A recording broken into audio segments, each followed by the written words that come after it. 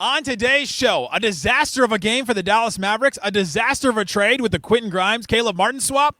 Maybe not as bad as you think. We'll talk about why on today's Locked On Mavs. I'm gonna get a city like that. Dogs, all of us, all five. You are Locked On Mavs, Great, Wesley. your daily Dallas Mavericks podcast. No one's dying. Part of the Locked On Podcast Network. Still can't leave me alone. Your team every day. Gotta be born with it, dogged up.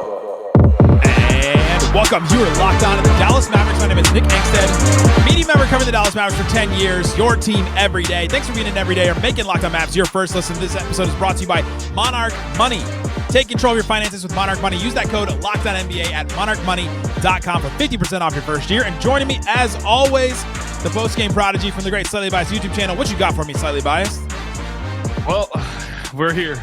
I don't think there's debating anymore. Tank is rolling on. Rev it. Rev it. It's going. We're here. The Mavs lose a game to the Philadelphia 76ers. The Mavs were a 6.5-point favorite going into this game. Should not have been. No, I think they should have been, because I think the Mavs had better players than the Sixers did in this one. And two should be like the max favorite. The Mavs could be in a game. 2 points. But the Mavs had barely enough players to play. They got Brandon Williams back, who was it was questionable coming into the game. And they get him back. They had 8 players, barely have enough to play. Mavs lose. We'll talk about why. We'll break down the third quarter. Was atrocious. That last Dinwiddie shot, PJ Washington's return. We'll talk about all that and break it all down. But let's start here slightly. One of the other trades, after the big trade that we've talked about and referenced and we've gone back over a million times and will continue to. So if you don't want to hear about the Luka trade, it'll keep coming back. He's literally playing right now. It's just going to keep happening and coming up. But the other trade the Mavs made at the deadline was Quentin Grimes for Caleb Martin. It was a trade that got some mixed reviews. It's a trade that I did not like at all for many reasons. But you see in this game, Quentin Grimes was the best player on the Sixers. He scored 28 points, had 6 assists, went 10 of 19 from the field. The Mavs were giving him all their defensive attention. He was the one that was like the head of the snake for the Sixers. He's played really well for the Sixers, had a 40-point game recently. He's been really great for them. Caleb Martin has played 5 games out of the 18 that he could probably have played with the Mavericks. And so you look at this trade on its head, and at least for this season, I understand we'll talk about the ramifications next season, but for this season, it's been another disaster for the Mavericks. Because Quentin Grimes has been awesome. He's played 17 out of 18 games that he could have played for the Sixers. Martin has played 5 of 18 games. Grimes is going to be a restricted free agent this offseason, could use him in a sign and trade or something. The Mavs also, in taking back a bigger contract with Caleb Martin this year, have not been able to sign a 15th player, and they could have used a 15th player because of all these injuries that they've dealt with. Also, the Mavs sent the Sixers their own pick back, which is going to be like the 36th pick in the draft. It's going to be a pretty good pick. They ended up getting the Sixers 2030 pick. But this trade slightly has been a disaster this season.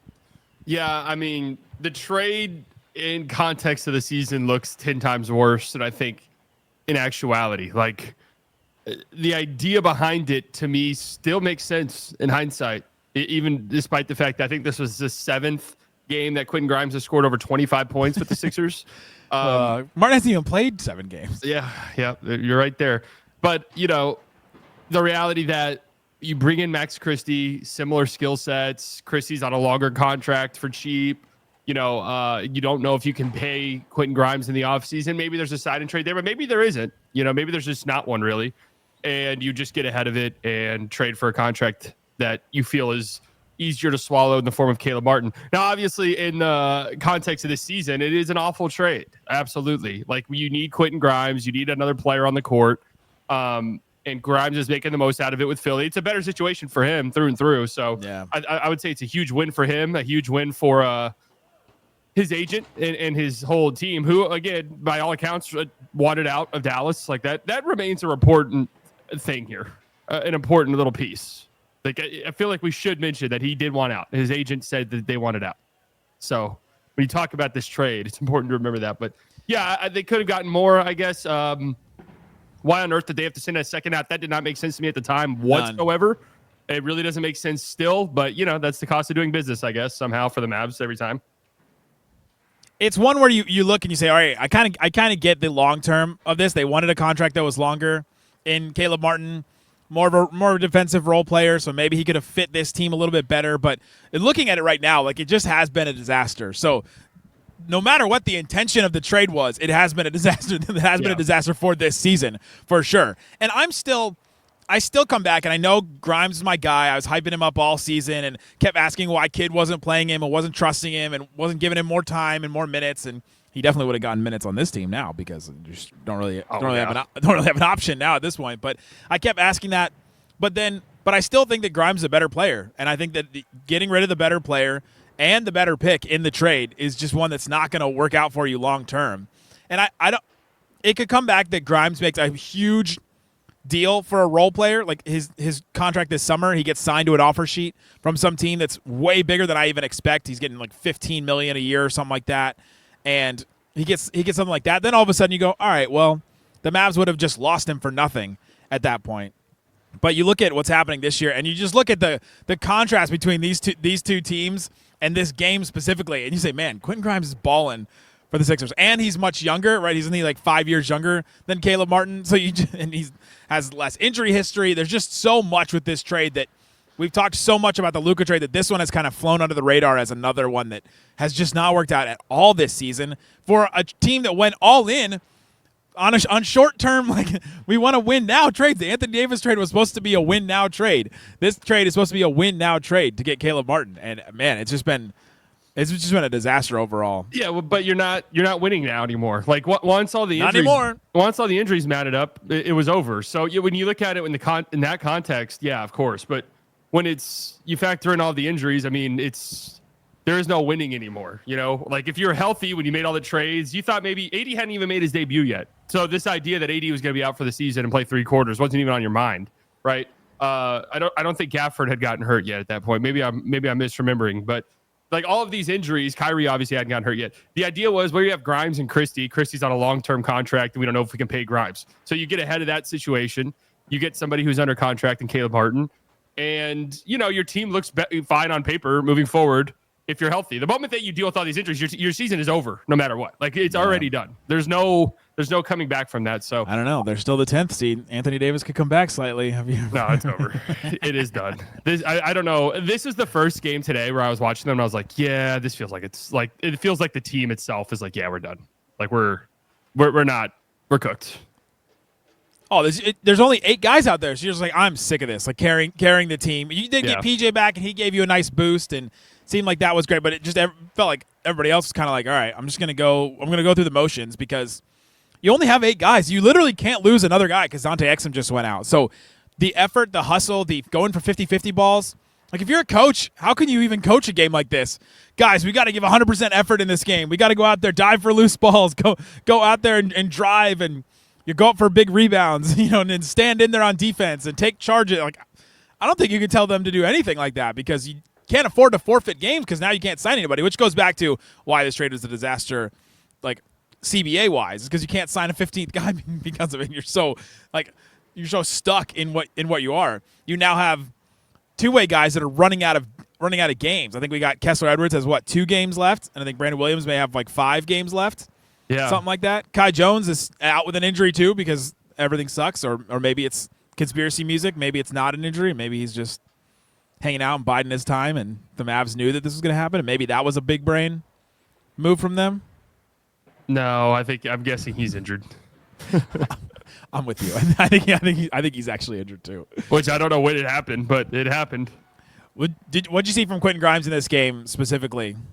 I mean, just a skilled player who's gotten this new lease on life, really, and can do whatever he wants on the basketball court. Like, you see this happen from time to time, especially at this point in the season. And Grimes has now been given the green light to do whatever he wants on the court. He's their offense a lot of the times, him and Yabusele. And second half, Yabusele really didn't even feel like he was on the court. So it was the Quentin Grimes show.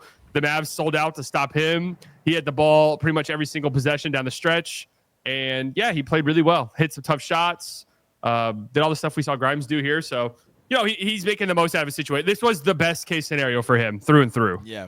Because now he's worked his way into a contract that, would probably have been out of the price range for the Mavs. Yeah, and so great for him, good for him in his career, and his agent and him for making that move happen and forcing Nico's hand possibly. And I think that your point that you just made, he's been given the keys, and he's making the most out of this awful situation for the Sixers too. And that's one of the reasons why I think it's not as much of a disaster long term, and because it looks terrible right now, and it is terrible right now for this team. But that's because everything is terrible, and everything has been made so much worse because of the injuries and all that. And I think Grimes looks better on a team like the Sixers than he would on the Mavericks. And next year we'll see. Hopefully Caleb Martin comes back and he's healthy, plays a bunch of games, and I think he's going to fit really well for the Mavericks. So this trade looks like a disaster now. It is a disaster for this season, but going forward, it's still up for debate for the Mavericks because we'll see what number Quentin Grimes gets as far as a contract. We'll see how many games Caleb Martin plays, or if he has to be if his contract has to be part of a trade for a Kevin Durant or somebody like that. We'll see. So the jury is still out on that. Not as much of a disaster as it looks like right now, even though it's like one of those, it is a disaster now, but it might not be as big of a disaster in a year or so. So I mean, the season's a disaster, so yeah, it looks terrible. Yeah, everything does. Coming up, speaking of terrible, the Mavs' third quarter in this game was absolutely brutal. Let's talk about that. And what did PJ Washington bring in his return? We'll talk about that and more on today's Locked On Mavs. Today's episode of Locked On Mavs brought to you by DoorDash. Yes, NBA fans, get ready. They swoosh, you serve. You save. Dang. Thanks to Dash Pass, every time a player gets 50 or more in an NBA game, you save with Dash Pass. Simple. When any player scores 50 points or more in a game during this season, Dash Pass members get 50% off an order, up to $10 off the next day from noon to midnight. Check it out. You can use it in all kinds of different ways. You have to have the Dash Pass, but be watching. If anybody scores 50 points in an epic 50-point performance from an NBA player, will give you that deal. So sign up for Dash Pass and be ready to save. When a player scores 50 or more points in a game, Dash Pass members get 50% off an order the next day, up to $10 off. Use that promo code NBA50. That's the letters NBA, the numbers 3 or 5 and 0. NBA50. From noon to midnight after a 50-point game on eligible orders at participating merchants. Must have an active Dash Pass account. Terms apply. Visit DoorDash to learn more. Also brought to you by our friends over at FanDuel. FanDuel Sportsbook has all kinds of props and odds you can use to get in on the action. March Madness is here, and FanDuel is giving you the chance to get in on the action like never before. Right now, new customers, you can get $200 in bonus bets when your first $5 bet wins. Put $5 on anything you want.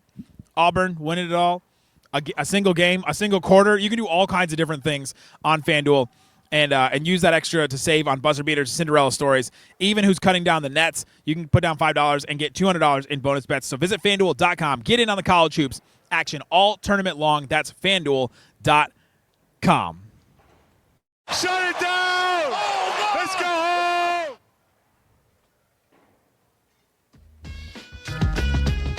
Thanks for hanging out with us on Locked On Mavs, being part of the show, part of the Raccoon Squad, what we call our listeners. We appreciate each and every one of you for checking out the show. Thanks to everybody that I saw here at the game. I keep meeting more season ticket holders that are not renewing their tickets. I talked to one. He's been a season ticket holder.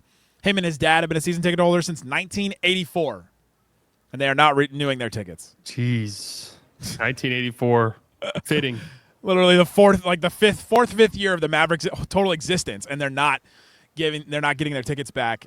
It was wild. I posted it on everywhere at Nick Van Exit, but we got another fan that said "Fire Nico" on the video board. Oh, I saw that. That was good. Yeah, they didn't pay it away. They just let him. They just let him let it rip. he's just like mouthing it right next to, because he wasn't the focus of it, right? Like, he's to the right of somebody. He was like behind and to the right of somebody. But there was a couple more Fire Nico, really loud chants that you could actually hear just from like one individual person. But there wasn't a lot more at this game here, and it felt like anybody could have been in the jersey of the Mavericks, and fans would have still cheered like they did. It's like it felt like it almost felt like AI people watching a basketball game. It's like, oh, we're supposed to cheer now. Oh, we're supposed to boo now. Oh, we're supposed to. It's like, the crowd sounded terrible. I mean, that was just from the TV. Just going through the motions, right? Like, yeah. I mean, this is probably a sign of what's to come. I mean, we talked about this before, where you lost a very large chunk of the fan base after the trade, the initial explosion, if you will. But the thing about nukes, the radiation always kills more. Like, there's going to be this feeling of apathy from the fans forever. It's going to be a slow thing. And I fear that these games in March are going to be, maybe not next year. They'll be a little bit more competitive year after. But, 3, 4, 5 years down the line, we're going to have games like these where it's just, who's playing? Who are we playing? Like, who's out on the court right now? And yeah. I mean, I don't know. This is tough. It's not fun being a fan of this team right now at all. No, it's not. It's not at all. And it sucks too because Klay hits that. It's just like I want them to lose. Like I'm actively rooting for them to lose. It makes the most sense. I've got to the point that Isaac got to, and Isaac said it perfectly. Which, yeah, of course, I want them to have better draft position, but more than anything, I want this season to end. I do not want them in the play-in tournament. I want this season to come to an end and we can move on. I don't want to risk. What if the Lakers continue to fall? Now we have a play-in game versus the Lakers. Like, I don't want to do all of that. I want the season to end, and let's just close this chapter, and let's move on. Like, that's what I want. So it sucks because you're watching it, and you're like, Klay hit that three. Oh, man. That's a good shot, but, like. You've hit the euthanasia moment of the season for you? Yes. I am done. What did you feel? So how did you feel when Klay did hit the three, or when Dinwiddie drove from the corner, made it a 1-point game with 37 seconds left? I mean, I applaud the players. They play hard. They go out there. They have 8 guys, and Dwight Powell plays 13 minutes. So you're playing a 7-man rotation basically, and they're playing hard. So I'm not mad at them. I don't get mad when they make a bucket, but it's more so just the man. They can't. They shouldn't be winning this game. Like, that's the feeling. It's like this would be a bad win. You're down 14 with 5 minutes left or whatever to this god-awful Sixers team who this was their 3rd win in 18 games. Like, that's like, all right, this is the tank. This is the official moment. The tank is really going to be moving full steam ahead. Don't win this. Don't pull this out.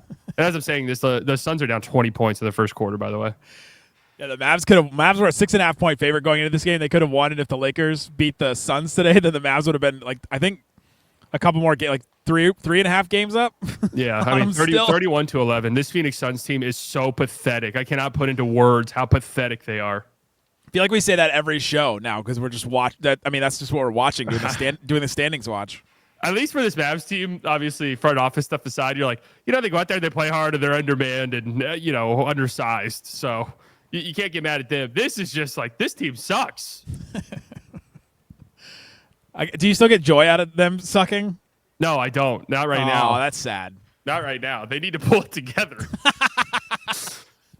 They need to pull it together. They have to. Speaking of pulling it together, so you mentioned the Mavs are down 14 with 7 minutes left in this game. PJ Washington goes to the scorer's table.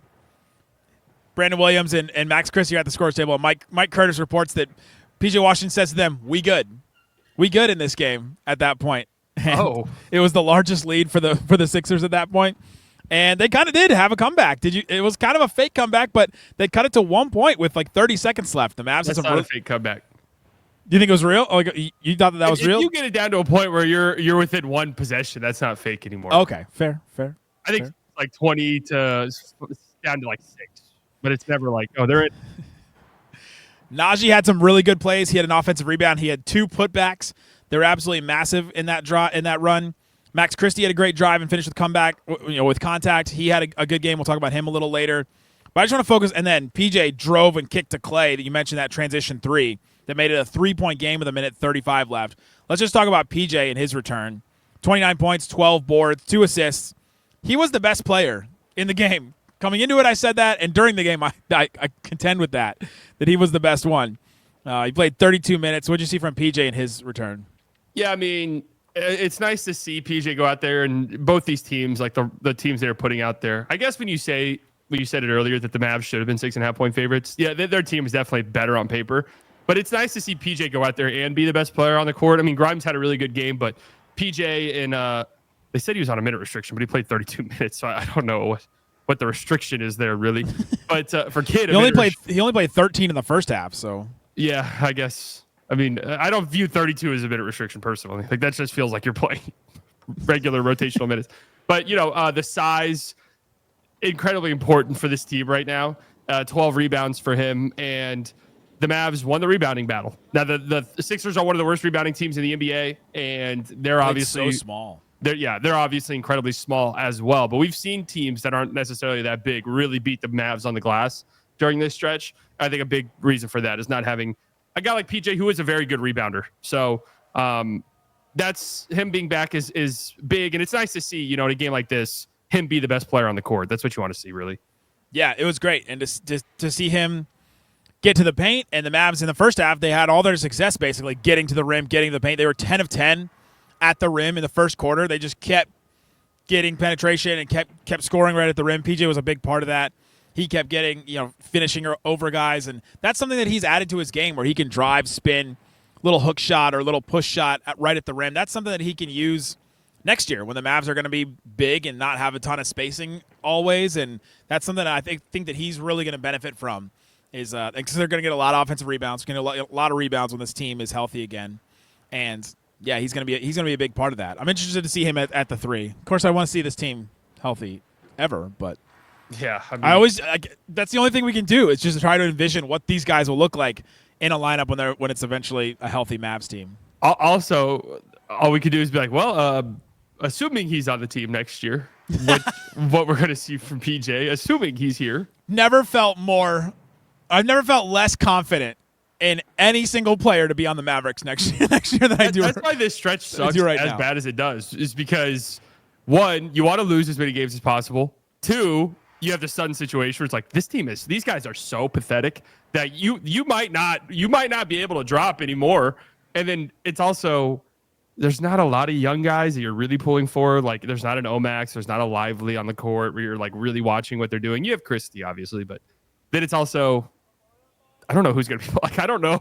I'm like, should I be soaking in these PJ minutes? Should I be soaking in these Naji minutes? Like, I don't know. Soak in those minutes. Yeah, I need to move to Utah the way I'm soaking. Coming up, Max Christie. We are going to soak in some of those minutes because I thought he had the end of the show. I thought he had another segment. Not the end of this episode, the end of the show. Yeah, it's over. It's over.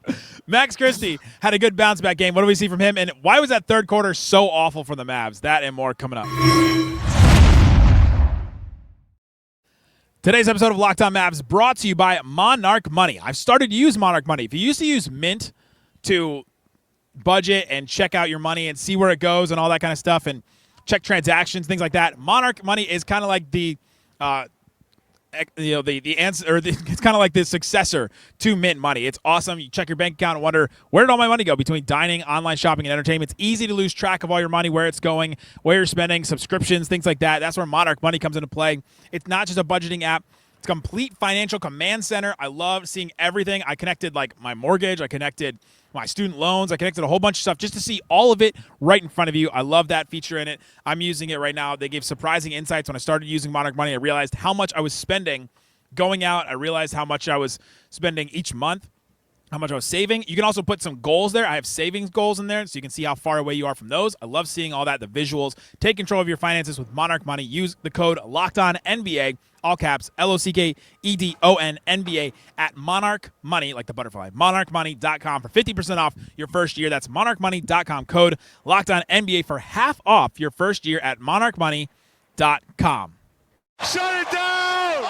Let's go home! All right, Slightly. Let's soak in these Max Christie minutes. Played 30 minutes, 18 points, hit 4 threes, 8 boards, 3 assists. He closed the game, too, which we haven't seen from him lately. This is a really good bounce-back game from Max Christie. Good to see him be confident. I have to wonder if there was some, extra juice. I think there was for Quentin Grimes because Max Christie kind of replaced him. And I think there was some extra juice from Quentin Grimes there. But I wonder if there was some for Max, too, because he has not looked great the last couple of weeks, really, and this was one of his best games in a long time.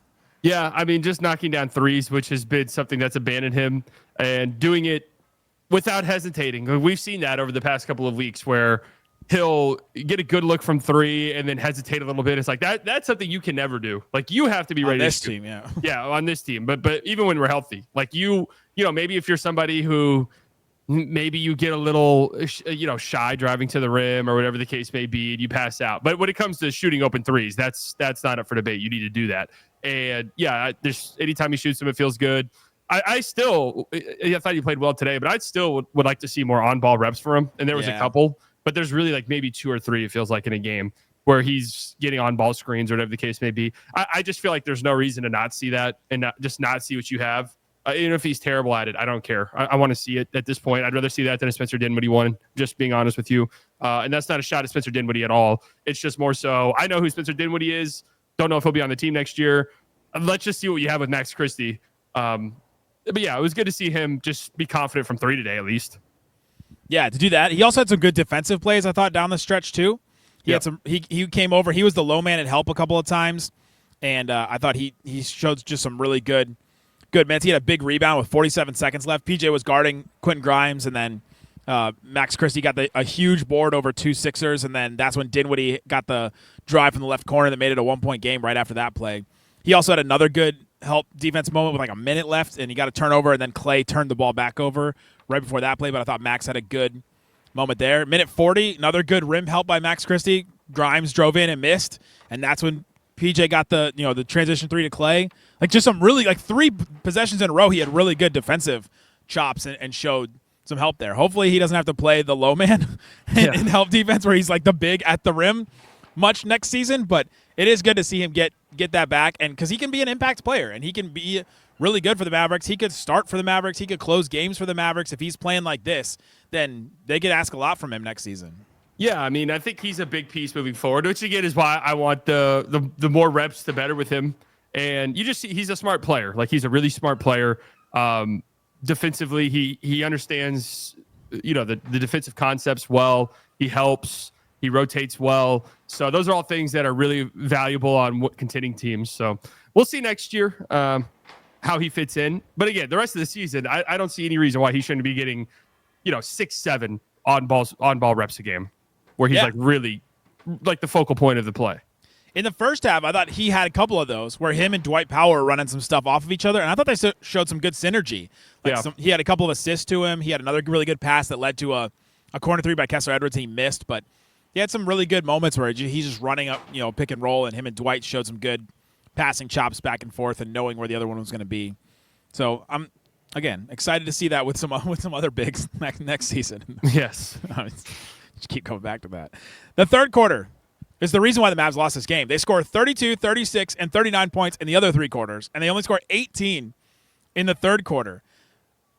Inexplicably, the Mavs just and the Sixers did throw some zone out there, but the Mavs just could not get to the rim at all in that third quarter. That was the thing that was really giving them a lot of offensive juice in the other quarters. But in the third quarter, they only had 5 field goal attempts in the paint that whole quarter. They went 10 of 10 at the rim in the first quarter. They only had 5 attempts in the paint in the third. This is part of why I was saying this was the first game where I felt like, okay, the Sixers team that has just been the dregs of the league now for the last month and a half or so, it just felt like they were playing with a little bit more energy and effort than you. Their defense was flying around. They got every single 50-50 ball, and it felt like at times in the third quarter when things started going bad for the Mavs, it was almost just like all right. Like, I see where this is going. And to their credit, they did make a push in the fourth quarter. But, yeah, I mean, the pressure that they were able to put on the rim in the first half, obviously the Sixers are playing without size as well. I mean, they're super undermanned. But that was the key to the game for the Mavs, 62 points in the paint. And then, the third quarter, it just – the wheels kind of fell off a little bit there. They turned the ball over 6 times. The Sixers rebounds. When you're undermanned and undersized, you can't do stuff like that. The Mavs had 22 points in the paint in the first quarter, 20 points in the paint in the second quarter, and 2 points in the paint in the third quarter. Yep. And then 18 in the fourth. So it wasn't like there was this great, huge adjustment by the Sixers necessarily. The Mavericks just were much sloppier in that third quarter. Can we talk about something that doesn't matter at all? What's that? Andre Drummond was wearing a Dirk shirt on the bench for former Mavs. Sixer. Was he just paying homage to the droves of Mavericks fans that wanted him on the team for the last decade? Maybe. Did Quentin Grimes get a tribute video? I did not see one. I did see a terrible AI video where there's this song. I don't know where the song came from, but it's about the Mavericks and their Cowboys, and then there's AD as a Cowboy, Kyrie as a Cowboy. Like every single player except for Max Christie and I think Dinwiddie that was featured in the video was not playing in the game, but it was just this weird AI video, and there was zero response. Like usually those videos, those cute featured presentation videos that the Mavericks played, they'll get some cheer. This one, nothing. Like literally no response at all. It was the weirdest thing. Yeah, I saw that on the league pass, that video, and I was like, they've been doing those AI videos. I can't say I'm a big fan of it, to be honest with you, but no, I asked the Quentin Grimes question because they should have gave Drummond a a tribute video. Just like all the years that we spent asking for you to get traded to the team, we just have to give some type of tribute. It's just tweets and it's just scrolling tweets of like Drummond would save the Mavericks. Drummond is the answer for the Mavericks. Like over and over again. People. Drummond, eye emoji. Well, no. What offseason was it? Was it this past offseason? No, offseason before. Well, didn't they tried, right? Yeah, it was like he was gonna go there. Then something else happened that ended it, but he was waiting to see if he was gonna go to Dallas or something like that. Well, I'll bring him next year because I don't know. We'll play 4 centers next year on the Mavs. Yeah, why not? The Mavs always get their guy, no matter what. Oh man, this was the first game I felt just sad watching, really, because I'm like the first one. Yeah, because like deeply sad, where you're just right, like there's no redeeming qualities to this game. Sad's the wrong word. It was the first time I really felt apathetic completely and totally. There it is. Yeah. Where it was just, I just feel like this feels like it could be what is in store. Type of games like these where it's just end of season and you're just like, well, how can we improve our draft position? Have you started diving into the draft yet? No, not yet. I want to wait until the lottery because I don't want to be like, oh my God, Trey Jones, if we can get the 5th overall pick, it'll save our franchise, and then get super upset whenever they're not there. I saw Rafael Barlow, Locked On NBA Big Board host today, and I said, be ready. Yeah. He's going to get a call up from us. Probably this week. We'll have a couple off days, and I think we'll start our draft stuff because that's what we're doing. Like you said, it's time to kind of move forward, and you and Isaac are ready for the season to be done, and I am kind of too, but yeah, that's the move forward. So that's what we'll do on this show going forward. But we'll have shows all throughout this week. Slightly Biased is a great YouTube channel. He does other NBA stuff. So if you're tired of if you're tired of the Mavericks, Slightly does stuff on his YouTube channel. Also, I host Locked On NBA game nights on Monday, and I don't have to talk about the Mavs when they don't play. So go watch those if you want to still enjoy our content, but not have to care about the Mavs. Yeah, there's not a lot of Mavs talk happening right now over on the Slightly Biased side of things. There you go. Guys, subscribe to our newsletter, Locked On NBA Daily. Great stuff all the time there, every single day, right to your inbox. It's free. Thanks so much for listening to Locked On Mavs. Peace out. Boom. Things will get better at some point. Not for the Mavs, but like for you as a person. Yes, exactly.